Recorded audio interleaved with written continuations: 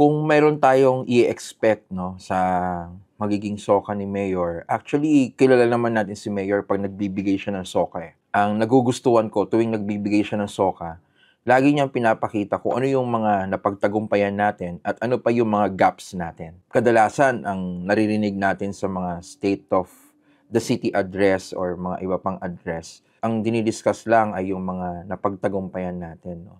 Pero si Mayor sa past 2 terms or how many times siyang nagsoka, dinidiscuss niya din maging yung mga gaps na kailangan pa nating, punan 'no.